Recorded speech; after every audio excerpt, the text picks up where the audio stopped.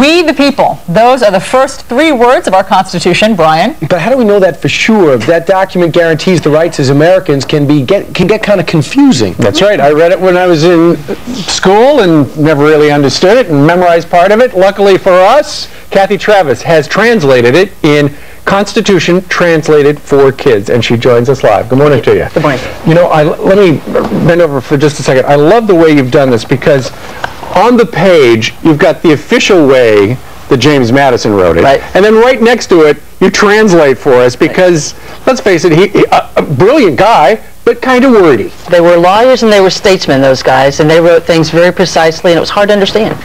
Yeah. And it's amazing how many revisions they had when you look back at the time at the words that we think are key, where it was crossed out a few times and then written over. Why teach the Constitution to kids when they could be outside playing? Well, mostly I went for this age group because that seems to be the age group where they want to tell you what to do, the 12-year-olds, the 5th graders. So I thought that might be a useful thing to do. It's funny, you know, there's so much talk about how hard it is for the Supreme Court to interpret the Constitution, yet you seem to have been able to boil it down pretty easily. Were you struggling with how Let's not confuse me with the Supreme Court. They are the only ones that can say what the Constitution, in finality, what it says. Right.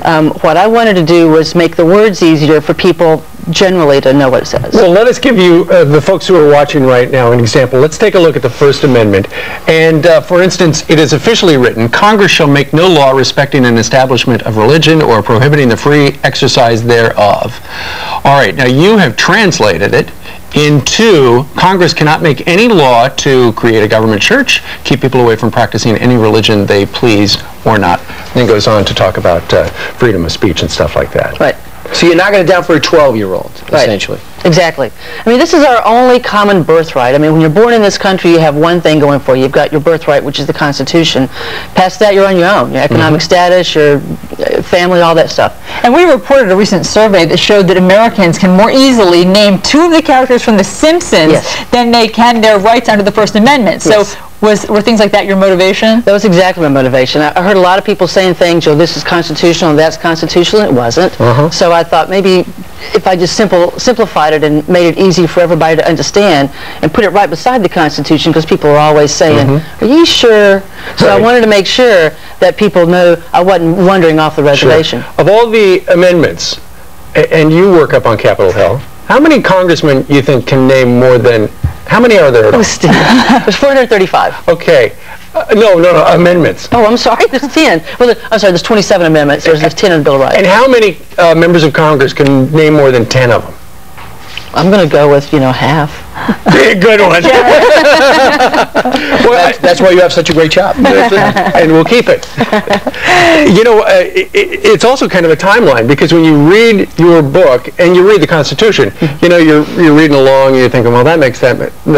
Then you hit Prohibition and it's like, what were they thinking? Yeah, exactly.